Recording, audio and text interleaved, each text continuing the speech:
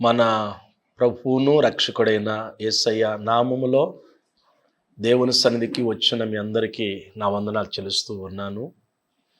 ప్రియులారా, దేవుని వాక్యాన్ని మనము ధ్యానం చేద్దాం. తలలో ఉంచండి. పరిశుద్ధుడైన మా తండ్రి, ఘనుడైన మా దేవా, మీ ఘనమైన శ్రేష్టమైన నామమునకు వందనాలు చెల్లిస్తూ ఉన్నాము. మీ బిడ్డలమైన మేము నీ పాదాల దగ్గర చేరి నిన్ను స్తుతించడానికి మేము ఇక్కడ కూడి ఉండగా మందరితో మీరు మాట్లాడి మమ్మల్ని బలపరచమని యేసు నామమున ఈ మనములు అడిగి పొందుకుంటున్నాం తండ్రి, ఆమేన్. పిల్లరా, పరిశుద్ధ లేఖనములోనికి వెళ్ళి దేవుని వాక్యాన్ని ధ్యానం చేద్దాం. ఈరోజు నేను మీతో మాట్లాడే ధ్యానాంశము దేవుడు చేయక మానడు అనే అంశములో నుండి నేను మీతో మాట్లాడాలని ఆశపడుతున్నాను. దేవుడు చేయక మానడు. ఆయన ఏం చేస్తాడో నేను దేవుని మాటలు మీకు జ్ఞాపకం చేస్తాను.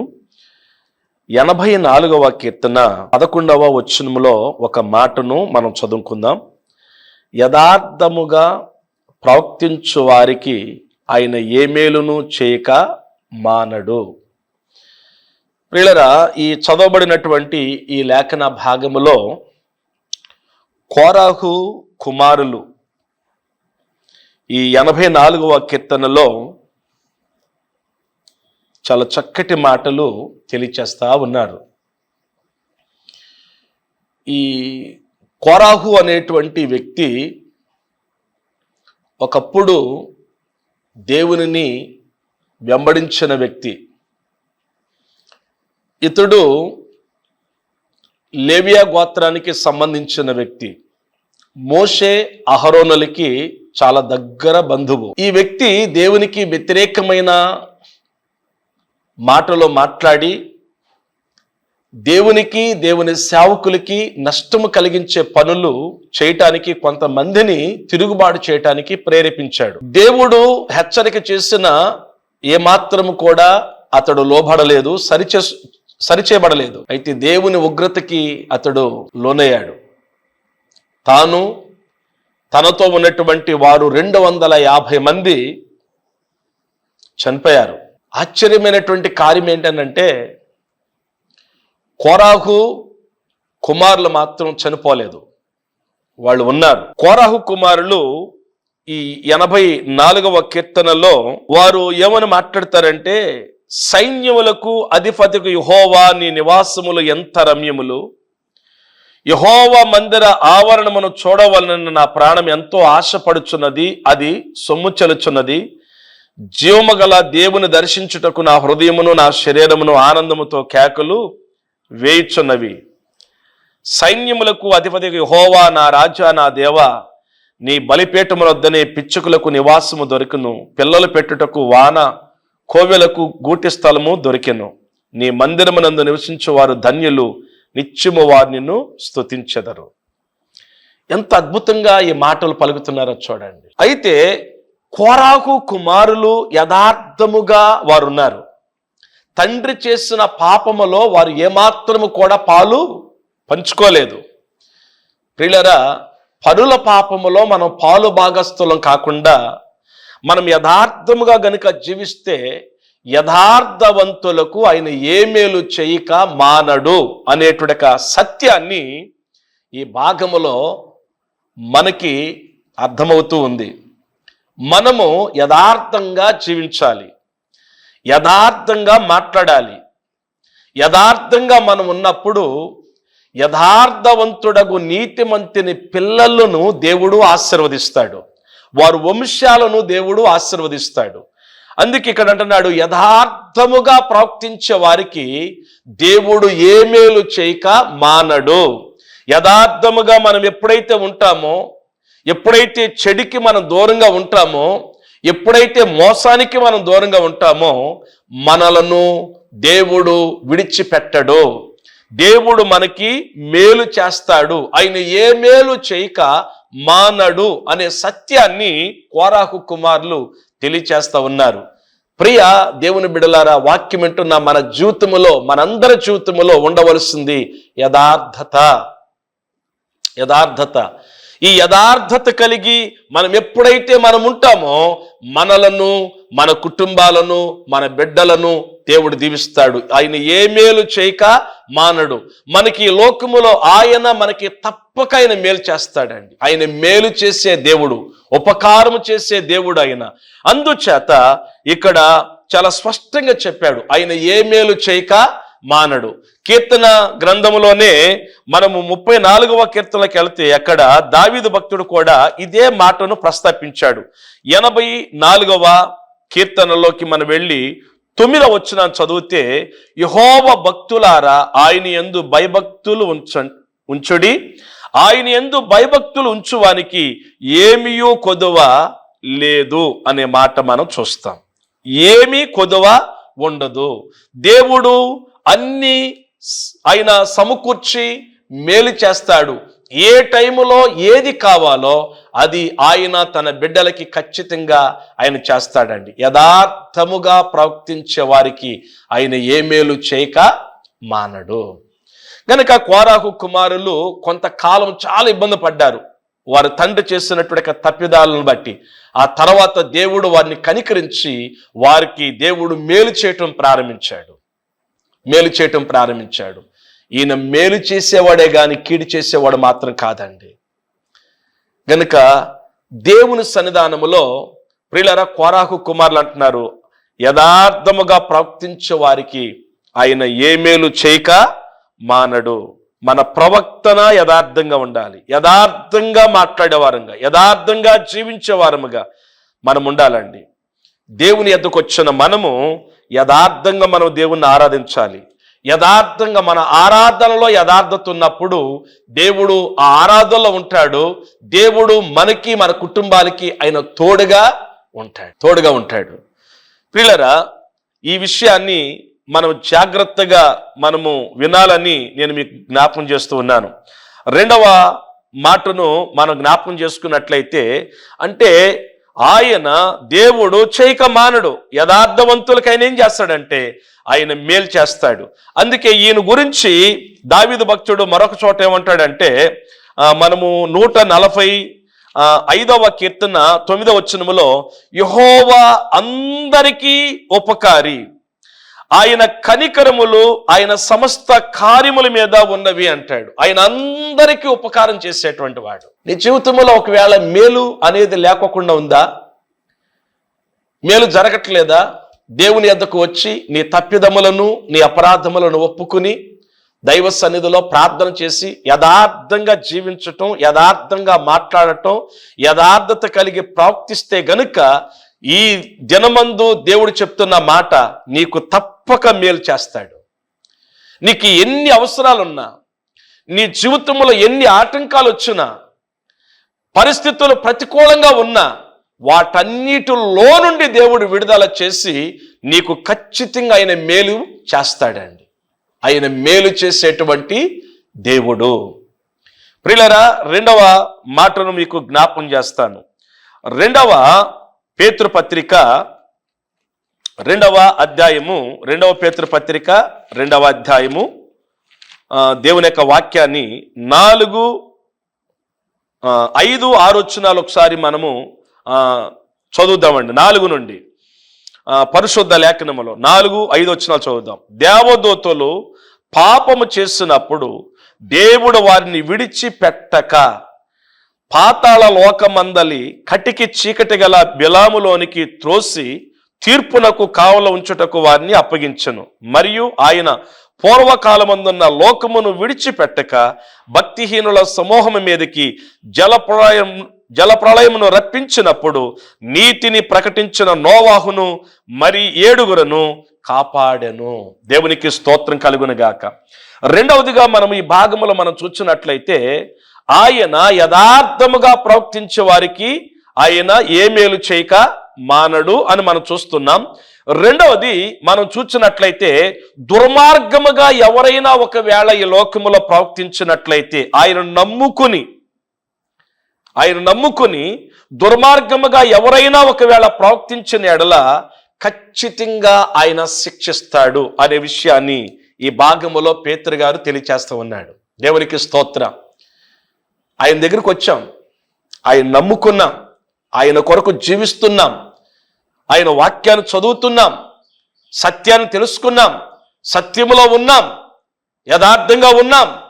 అయితే యథార్థతను వదిలిపెట్టి, సత్యాన్ని వదిలిపెట్టి, పరిశుద్ధతను వదిలిపెట్టి దేవునికి వ్యతిరేకంగా ఒకవేళ పాపం చేస్తే, దుర్మార్గపు పనులు చేస్తే దేవుడు చూస్తూ ఊరుకోడండి.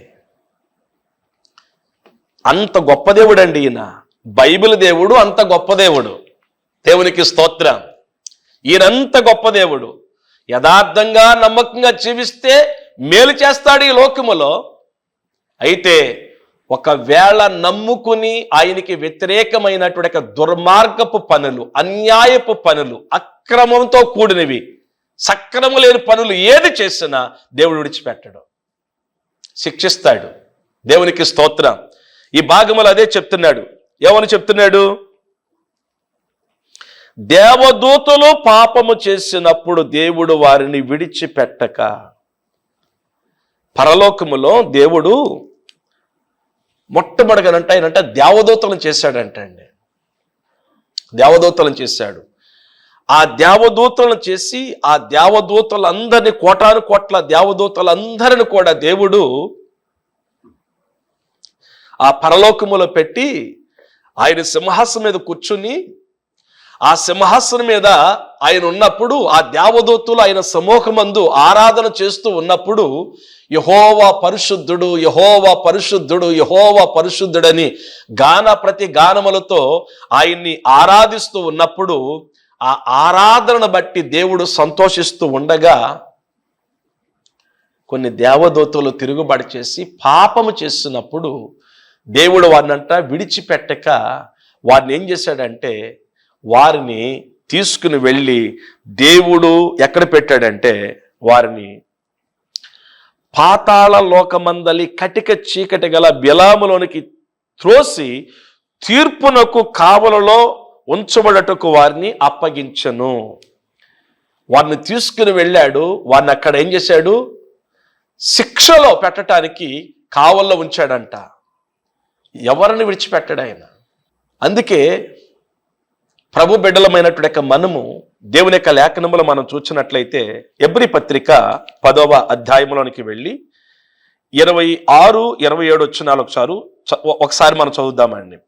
మనము సత్యమును గూర్చి అనుభవ జ్ఞానము పొందిన తర్వాత బుద్ధిపూర్వకంగా పాపము చేసినడల పాపమునకు బలి ఇంకను ఉండదు గాని న్యాయపు తీర్పునకు భయముతో ఎదురు చూచుటయు విరోధులను దహింపబోవు తీక్షణమైన అగ్నియు ఇంకను ఉండెను. ఈ భాగంలో ఏమంటున్నాడు పౌలు గారు? మనము సత్యమును గూర్చి అనుభవ జ్ఞానము పొందిన తర్వాత, అంటే మనము లోకములో ఉన్నాం కదా. ఒకప్పుడు లోకములో లోకానుసారంగా, శరీరానుసారంగా మనము లోకములో బ్రతికాం. దేవునికి ఇష్టము కాని పనులు చేశాం. అయితే ప్రభు కనికరించి మనల్ని ఏం చేశాడు? ఆయన వెదకి మనలను రక్షించి మన ప్రతి పాపమును కడిగి మనను పరిశుద్ధులుగా, యథార్థవంతులుగా, నీతిమంతులుగా దేవుడు చేసి ఆయన తన బిడ్డలుగా మనల్ని అంగీకరించాడు. ఇప్పుడు మనము ఆయన బిడ్డలముగానే మన బ్రతకాలి కానీ మనము ఆయన బిడ్డలంగా కాకుండా దేవుణ్ణి ఎరగనటువంటి వ్యక్తులు ప్రవర్తించినట్లుగా, దేవుని ఎరగనటువంటి వాళ్ళు నడుచుకున్నట్లుగా, దేవుని ఎరగనటువంటి వారు మాట్లాడినట్లుగా మనము కూడా ఆ విధంగానే మనం జీవిస్తూ మనం ఉంటే ఇక్కడ చెప్తున్నాడు దాని గురించి ఏమని? మనము సత్యమును గూర్చి అనుభవ జ్ఞానము పొందిన తర్వాత బుద్ధిపూర్వకంగా, ఏ పూర్వకంగా? బుద్ధిపూర్వకంగా అంటే ఇష్టపూర్వకంగా పాపము చేసిన ఎడల పాపమునకి ఇక బలి ఉండదు గాని. అంటే ఒకప్పుడు మనము పాపం తెలియక తప్పు చేశాం, దేవుడు మన కొరకు ఆయన బలి అయిపోయాడు, మన పాపాలు క్షమించాడు.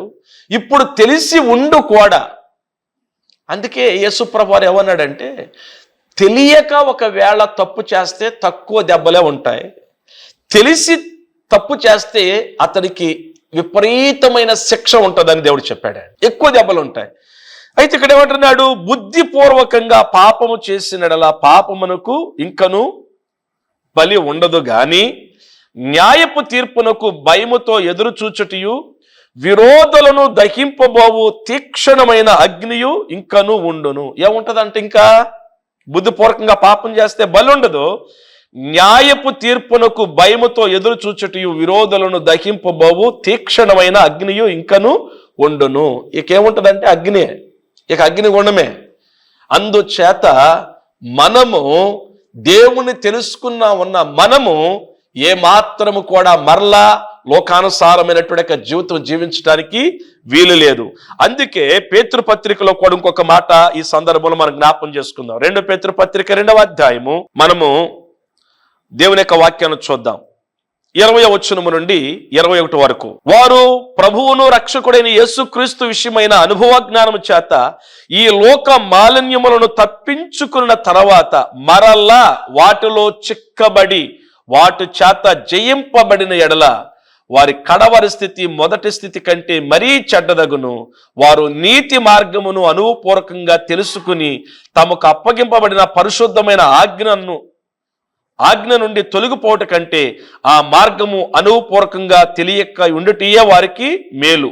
22 వచ్చును కూడా. కుక్క తన వాంతికి తిరిగినట్లును కడగబడిన పంది బురదలో దొరుటకును మళ్లింపబడినట్లు అను నిజమైన సామెత చొప్పున వీరికి సంభవించును.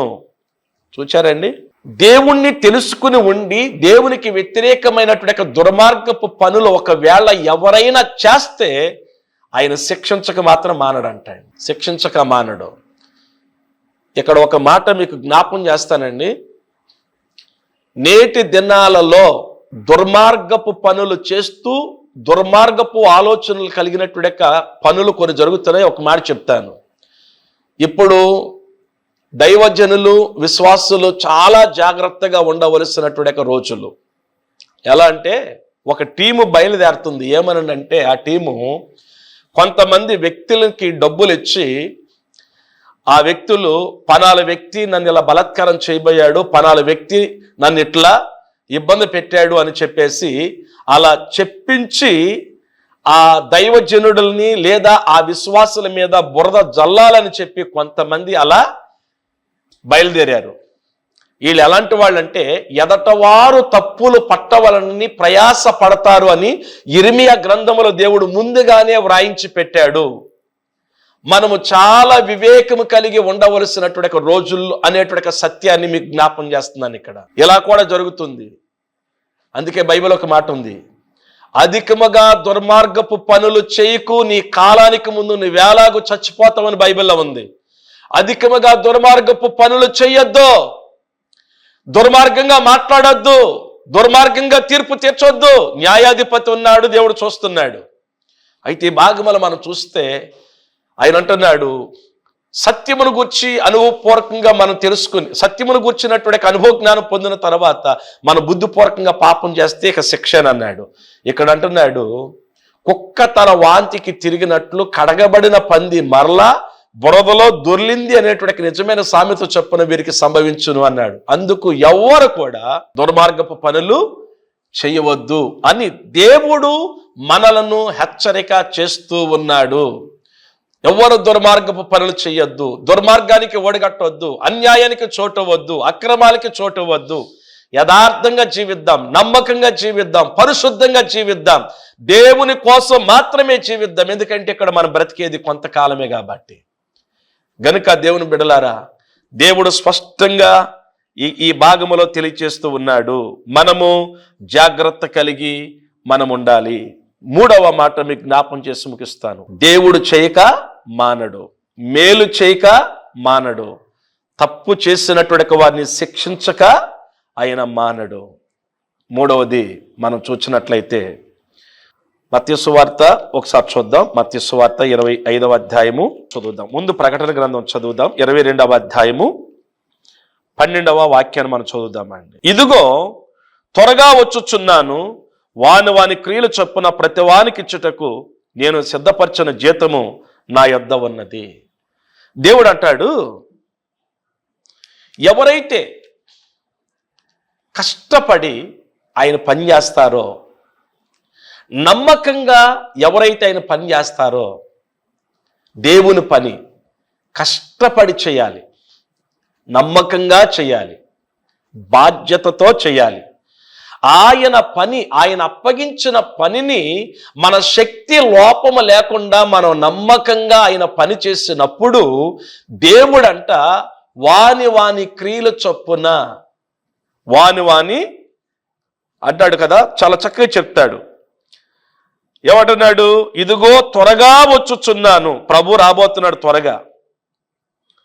వాని క్రియల చొప్పున ప్రతి వానికి ఇచ్చుటకు నేను సిద్ధపరిచిన జీతము నా యొద్ద ఉన్నది. ఆయన దగ్గర ఏముందంట? జీతం ఉంది. కష్టపడి మనం పని చేస్తే ఆయన దగ్గర జీతం ఉందండి. మత్తయి సువార్త 25వ అధ్యాయము మనము 23వ వచనము నుండి దేవుని యొక్క వాక్యాన్ని ఒకసారి మనం చదువుదామండి. అతని యజమానుడు, బలా నమ్మకమైన మంచి దాసుడా, నీవు ఈ కొంచెములో నమ్మకంగా ఉంటివి, నిన్ను అనేకమైన వాటి మీద నియమించదను, నీ యజమాని సంతోషములో పాలు పొందమని అతనితో చెప్పాను. దేవుని నామానికి మహిమ కలుగునుగాక. ప్రియులారా, ఈ భాగములో మనం చూస్తే దేవుని యొక్క వాక్యాన్ని కిందకు చదువుతానండి, 5:26 వరకు కూడా. తర్వాత ఒక తలంతు తీసుకున్న వాడును వచ్చి, అయ్యా, నీవు విత్తన చోట కోయువాడువును, చల్లని చోట పంట కూర్చుకుని వాడునైనా కఠినవన్నీ నేను ఎరుగుదును గనుక నేను భయపడి వెళ్ళి నీ తలంతును భూమిలో దాచిపెట్టి తిని, ఇదిగో నీవు తీసుకున్నామని చెప్పాను. అందుకు అతని యజమానుడు అతను చూచి, సోమరువైన చెడ్డదాసుడా, నేను విత్తన చోట కోయవాడను, చల్లని చోట పంట కూర్చుకున్నవాడనని నువ్వు ఎరుగుదవా? ఈ భాగంలో చూస్తే దేవుడు తలాంతులు ఇచ్చాడు. ఆయన అందరికీ తలంతులు వరాలు ఇస్తాడు. వారి యొక్క సామర్థ్యత చొప్పున దేవుడు ఇస్తాడు. ఇచ్చినప్పుడు కొంతమంది ఏమో ఆ తలంతులు ఇచ్చినటువంటి తలంతులను వాడారు, అభివృద్ధి చేశారు. ఒకడైతే వాడుకోకుండా దాన్ని దాచిపెట్టాడంట. ఒక వ్యక్తిని అంటున్నాడు, బలా నమ్మకమైన మంచి దాసుడా అన్నాడు. మరొక వ్యక్తిని అంటున్నాడు, చెడ్డ దాసుడా అంటున్నాడు. ప్రియా దేవుని బిడ్డలారా, మనము కష్టపడి దేవుని పని చేస్తే దేవుడు మన పరిచర్యను దేవుడు దీవిస్తాడు, మనలను దేవుడు దీవిస్తాడు, మనలను దేవుడు అభివృద్ధి పరుస్తాడు. అంత మాత్రమే కాదు, మనము ఈ లోకములో దేవుని పని నమ్మకంగా మనం చేస్తే గనుక మన ఫలితం ఎక్కడుందంటే దేవుని దగ్గర మాత్రమే ఉంది. యెషయా ప్రవచన గ్రంథములో ఈ మాట ఒక్కసారి చూడండి. యెషయా గ్రంథములో భక్తుడు ఒక మాట చెప్తాడు. 49వ అధ్యాయము 4వ వచనం చదువుతాను. అయినను వ్యర్థముగా నేను కష్టపడితిని, ఫలమేమియో లేకుండా నా బలము వృధాగా వ్యయపరిచి ఉన్నాను అనుకుంటుని. నాకు న్యాయకర్త యెహోవాయే, నా బహుమానము నా దేవుని యొద్దే ఉన్నది. ప్రవక్త ఇతడు గొప్ప ధనవంతుల కుటుంబంలో పుట్టాడు. గొప్ప ధనవంతుడు, ఒక ఉన్నతమైన కుటుంబం నుంచి వచ్చాడు. దేవుడు ప్రవక్తగా పిలిచి నా పని చేయమని అప్పగించాడు. పని చేస్తూ ఉండగా అతడు ఏమంటున్నాడంటే, నేను అన్ని వదులుకొని వచ్చాను, నేను సమస్తాన్ని వదులుకొని వచ్చాను, నా హోదా, నాకున్న ఆస్తుపాస్తులు అన్ని వదులుకొని వచ్చాను, ఇంతగా నేను ప్రవక్తగా పనిచేశాను, నాకు ఫలితమేమీ లేదు, నేను వ్యర్థముగా కష్టపడి తిని ఫలమేమియో లేకుండా నా బలమును వృధాగా వ్యయపరిచి ఉన్నాననుకుంటుని. అంటే నేను అనుకుంటున్నాను ఇలా. అయితే దేవుడు ఏమంటున్నాడు తెలుసా? నువ్వు వ్యర్థంగా కష్టపడలేదయ్యా, నీ ఫలితము నా దగ్గర ఉంది. నేను నిన్ను ఆశీర్వదించి నేను నీకు ఏమిస్తాను? బహుమానం ఇస్తానని దేవుడు యెషయా ప్రవక్తతో దేవుడు మాట్లాడాడు. అందుకే దేవుని బిడ్డలారా, అపోస్తలుడైనటువంటి పౌలు గారు అంటాడు, నేను నాటి తిని అపోల్లో నీళ్లు పోశాడు, వృద్ధి దేవుడు కలగచేశాడు అని చెప్పి ఆయన దేవుని కోసం ఎంతో ప్రయాసపడతాడు. దేవుని కోసం ఎంతో ప్రయాసపడతాడు. మన ప్రయాసము వ్యర్థము కాదు. ఈనాడు చాలా మంది దైవజనులు కష్టపడి దేవుని పని చేస్తా ఉన్నారు. కష్టానికి తగిన ఫలితము కొన్ని పర్యాలు లేక వేదన పడుతూ ఉన్నవాళ్ళు చాలా మంది ఉన్నారు. అలాగే విశ్వాసులారా, నీవు దేవుని యొక్క సంఘ క్షేమాభివృద్ధి కొరకు నీవు ప్రయాస పడితే గనుక నీ ప్రయాసకు తగిన ఫలితాన్ని దేవుడు ఖచ్చితంగా ఇస్తాడు. ఆయన దైవజనులకేమి విశ్వాసులకేమి అందరికీ బహుమానాలు జీతం ఎక్కడుందంటే దేవుని యొద్ద ఉంది. దేవునికి స్తోత్రం కలుగునుగాక. దేవుని యొద్ద ఉంది. అందుకొరకు మనము దేవుని రాజ్య వ్యాప్తి కొరకు మనమందరము కూడా ఈ సువార్త సకల జనులకు సాక్షార్థమై ప్రకటించటాని కోసం అందరూ ఎవరంతు వాళ్ళు కృషి చేయగలిగితే, చెయ్యందించగలిగితే, ప్రయాస పడగలిగితే నీ ఫలితం దేవుని దగ్గర ఉంది. ప్రభువునందు మీ ప్రయాస వ్యర్థము కాదని ఎరిగి స్థిరులను కదలని వారును ప్రభువు కార్యాభివృద్ధి యందు ఎప్పటికీ ఆసక్తి పరులై ఉండండి అని పౌలు గారు చెప్పాడు. అందుకే అన్ని వదులుకొని ప్రయాసపడ్డాడు దేవుని యొక్క రాజ్య వ్యాప్తి కొరకు, దేవుని రాజ్యము కొరకు. గనుక మనమందరము కూడా నమ్మకంగా ప్రయాసపడి మనం గనుక పని చేయగలిగితే గనుక మన ప్రయాసానికి తగినటువంటి ఫలితాన్ని, జీతాన్ని దేవుడు ఇస్తాను అని చెప్పి దేవుడు మాట్లాడుతూ ఉన్నాడు. ఆయన అన్యాయస్తుడు కాదు. వారు వారి క్రియల చొప్పున వారి యొక్క ప్రయాసకు తగినటువంటిది దేవుడు మనకి ఆయన ఇక్కడ దేవుని బిడ్డలారా సిద్ధపరిచి ఉంచాడండి. అందుచేత మనము దేవుని పని చేద్దాం. అమ్మా, అయ్యా, నువ్వు వెళ్ళే సంఘములో నమ్మకంగా ఉండు, చక్కగా ప్రార్థన చేసుకో, క్రమముగా ఆరాధనకి వెళ్ళు, క్రమముగా నీవు ప్రభు భోజనములో పాలు పొందు, క్రమముగా దేవునికి నీవు ఏం చేయాలి, నీ గుప్పుళ్ళు విప్పి దేవుని యొక్క పరిచర్య కొరకు నువ్వు సహకారిగా ఉండు. ఫలితము దేవుడి దగ్గర ఉంది, బహుమానము దేవుని దగ్గర ఉంది. ఈ విషయాన్ని మర్చిపోవద్దు. బడా నమ్మకమైన మంచి దాసుడా, సేవకులమైన మనకు ఒక మంచి మాట మనం చెప్పుకుందాం. గొప్పవాళ్ళం అనిపించుకోవటానికి సేవ చేయొద్దు. బడా నమ్మకమైన మంచి దాసుడా అనిపించుకోవటానికి మనం పరిచర్య చేద్దాం. ఈ లోకములో గొప్పవాళ్ళు అనిపించుకుని దాని కొరకు మనము పనిచేస్తే ప్రభు దగ్గర మనం ఫలితాన్ని పోగొట్టుకున్న వారం అవుతాం. ఈ లోకములో ఫలితం మనకి లేకపోయినా నమ్మకంగా పనిచేస్తే ఫలితానికి తగిన ఫలాన్ని ఇచ్చేవాళ్ళు ఎవరంటే దేవుడు. ఏలియా భక్తుడు నమ్మకంగా దేవుని పనిచేశాడు. ఆనోకు నమ్మకంగా దేవుని దగ్గర పనిచేశాడు. అందుకే వాళ్ళు మరణము చూడకుండా పరలోకానికి కొనుపబడ్డారు కదా. ఏలియా భక్తుడు అన్ని వదులుకొని వచ్చి రోషము కలిగి దేవుడి కొరకు జీవించాడు. ఎన్నో నిందల అవమానాలు భరించాడు.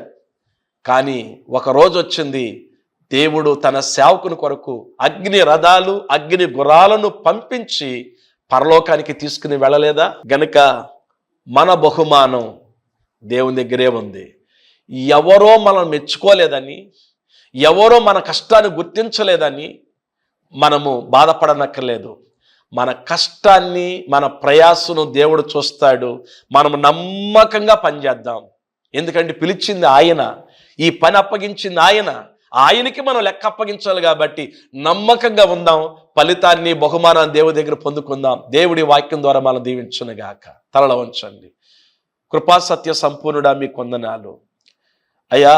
దేవుడు చేయక మానడు అనే అంశములో నుండి మేము కొన్ని మాటలు నేర్చుకోవటానికి సహాయం చేశారు.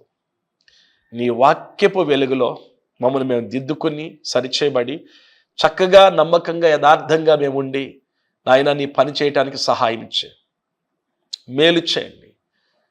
మమ్మలను, మా కుటుంబాలను, ప్రతి దైవజనుడను కుటుంబాన్ని, ప్రతి విశ్వాస కుటుంబాన్ని దీవించు. అలాగే ఇంక ఎవరైతే నిన్ను అంగీకరించలేదో వాళ్ళందరూ నిన్ను అంగీకరించి నీ ద్వారా మేలు పొందుకోవడానికి సహాయం చేయి. ప్రతి ఒక్కరిని మీరు ఆశీర్వదించి దీవించి కాపాడమని, మనస్సుకు నెమ్మది, సర్వ శరీరానికి ఆరోగ్యం ఇచ్చి క్రీస్తు యేసు యొక్క మహిమలో ప్రతి అవసరతను తీర్చి అందరిని మీరు కాపాడమని యేసు నామం అడుగుచున్నాము తండ్రి. ఆమేన్. తండ్రి అయిన దేవుని ప్రేమయు, ప్రభును రక్షకుడైన యేసుక్రీస్తు యొక్క దివ్య కృపయు, పరిశుద్ధాత్మ దేవుని అన్యోన్య సహవాసము, సమాధానం కూడిన మనకు, ఆయన వెంబడిస్తున్న సకల భక్తులకు, మన కుటుంబాలకి తోడై ఉండును గాక. అందరికీ వందనాలు.